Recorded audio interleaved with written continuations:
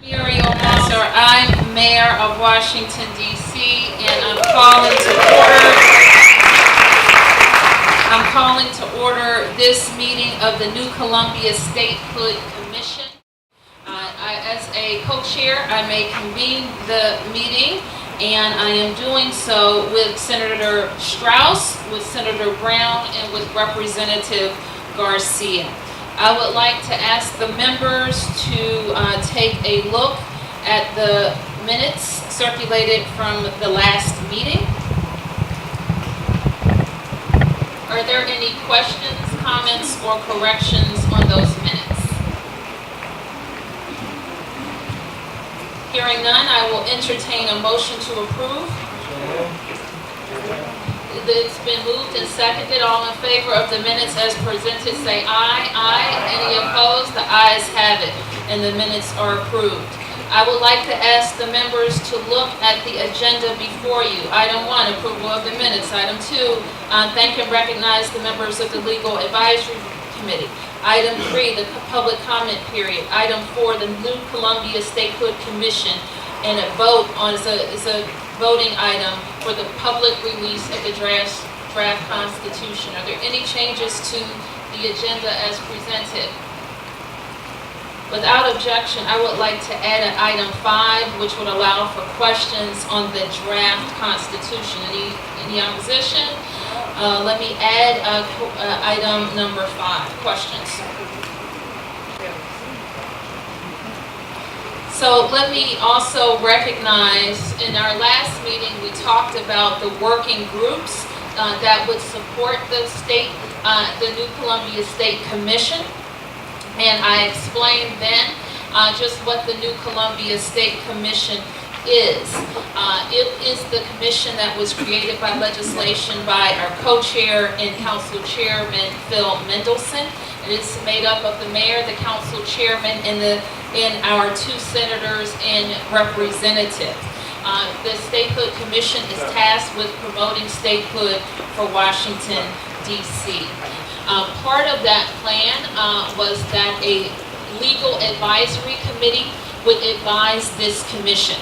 And that legal advisory committee was also tasked with drafting the constitution that would be put before this commission and ultimately the council and ultimately the voters of the District of Columbia. So again, I wanted to thank everybody for all of the hours they put in. We acknowledged at our last meeting the very necessary aggressive schedule that we have, but we also recognize that we wanted to be a thorough aggressive exercise. And that's where we stand now, and we are pleased to be able to discuss what we've come up with. To release the document, including a discussion of the history of constitutions in D.C., the public engagement process, and a discussion draft constitution. Is there a discussion? Discussion? Discussion? All in favor say aye. Aye. Aye. Any opposed? The ayes have it, and it's unanimous. So we are now releasing the draft constitution for your review and consideration. So who's passing them out? Thank you, Madam Mayor. This is an exciting day for all of us here in the District of Columbia, soon to be the 51st state. I am so excited that I am literally getting chills as we sit here now. Let me just begin by thanking the members of the Legal Advisory Committee for their hard work in preparing this draft. As the only lawyer, I believe, on the commission, and I'm not sure that's an honor necessarily, but I was privileged to attend some of those meetings. And while I take no pride of authorship on the document that they're presenting, I take great pride in the quality and skill that those attorneys who have donated their time and wisdom and skill and effort into bringing forth to us this draft today. It is, of course, just an opening draft. It is a starting point that will engage the members of the public, but it is exciting to be participating in the very first, what I believe to be the very first constitutional convention here in the 21st century. I'm J.C. Williams.